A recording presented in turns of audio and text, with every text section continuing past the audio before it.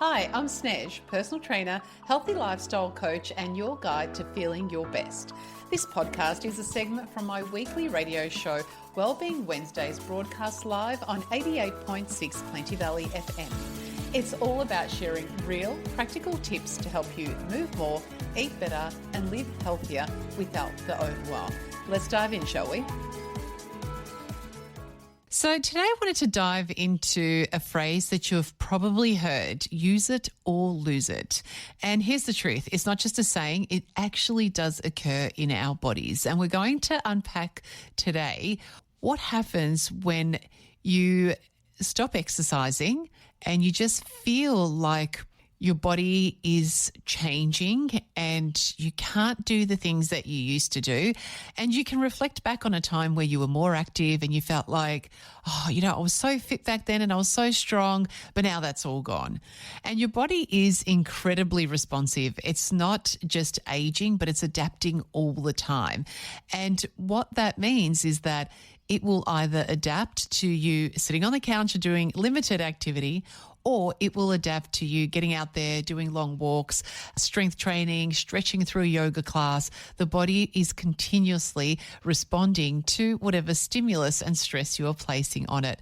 So when we don't challenge the body, when we stop moving, when we stop training or stop putting in that little bit of daily effort, here's what actually does happen. So we see a muscle mass decrease, and you can lose up to 3 to 5% per decade after the age of 30 and more after the age of 60. And it's definitely faster if you are sedentary. Bone density starts to drop, especially as you discontinue strength training. It can make fractures worse, and your cardiovascular fitness also does decline, which means your resting heart rate increases, your stamina fades, and your risk of disease can also go up as our cardiovascular fitness declines. Our joint mobility stiffens, our cartilage and our connective tissue begins to weaken. It becomes more rigid because we're not using it and lubricating it enough through motion is lotion for the joints. So that will definitely have an impact on the way that you are not only feeling, you may feel sorer and stiffer and more pain in joints, but also in the type of movements that you can do. And activities may seem that little bit more challenging, but also balance gets worse. So your balance will deteriorate because your nervous system stops practicing the coordination and reflexes that keep you upright and moving throughout your day if you aren't moving as much. And also physical activity fuels brain function. So if we're going to be doing less, it's going to affect your memory and your mood. Now, why does this happen? Why does our body do this? And because your body is very efficient. It is 100% interested only in your survival. And it gets feedback from you. It understands what muscles you're using, what actions you're doing, and it's going to strengthen you and make you more efficient at doing whatever it thinks you need to do on a day-to-day basis to survive. So it only maintains what you use. And muscle and cardiovascular fitness, if we think about them in a way of an expense, they're metabolically very, very expensive. And if your body doesn't think that you're using them or you have no need for them, it's going to let them go to conserve energy, which is a super efficient way to function. If you're not using something, just get rid of it, I guess. It's like the ultimate declutterer, one that we could only aspire to be as good as in our own homes. The body just doesn't stick around and hold on to things for no given reason. Everything has purpose and function, and everything is then working optimally in order to allow you to survive at your best.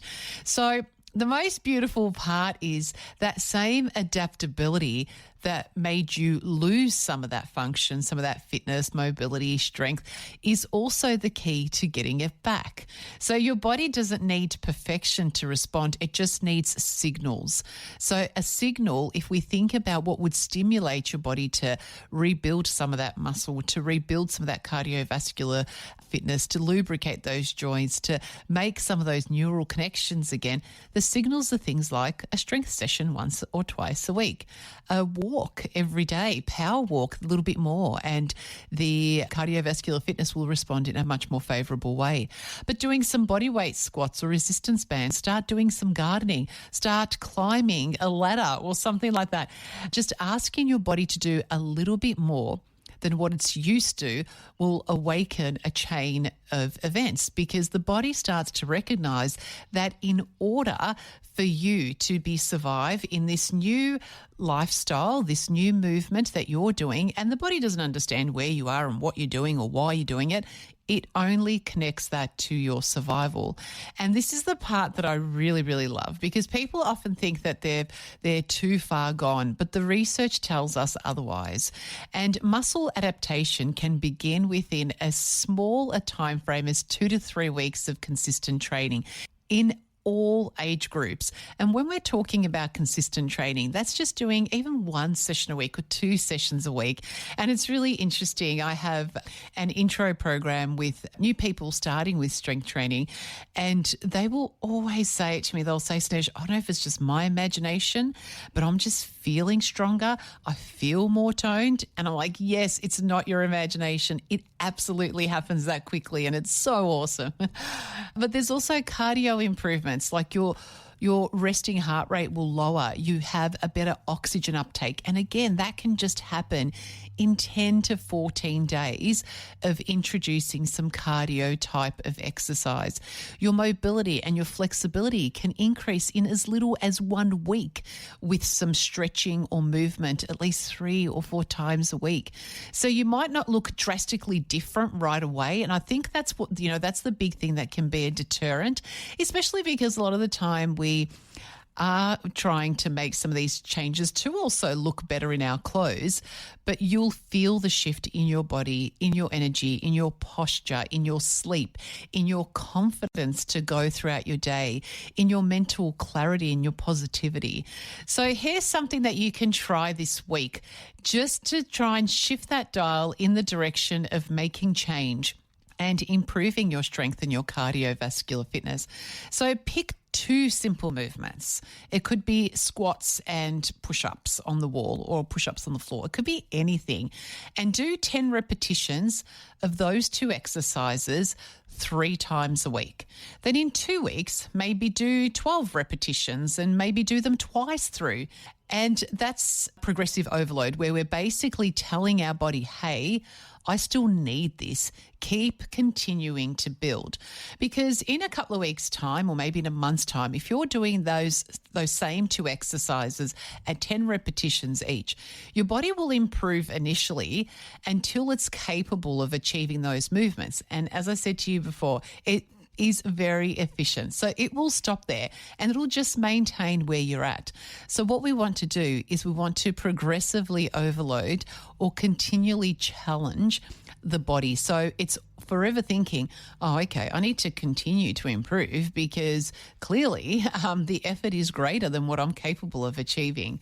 So I hope that that's been helpful to understand that, yes, our bodies do decline quite rapidly, but they also can improve rapidly and within a very short time frame if you start to take some basic steps to moving more.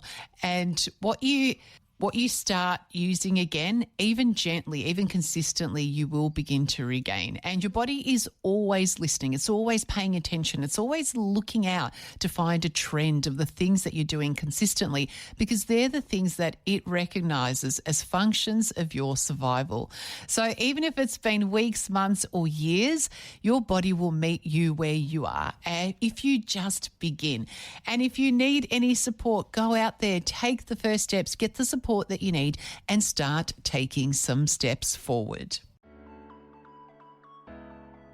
Thanks for joining me on this segment from Wellbeing Wednesdays, as heard live on 88.6 Plenty Valley FM.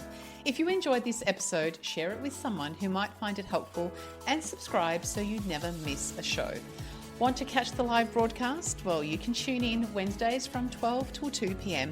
on 88.6 Plenty Valley FM, or find my info on Wellbeing Wednesdays with Snez, the Facebook group. Take care, stay healthy, and remember, it's the little choices every day that create big changes. Talk soon.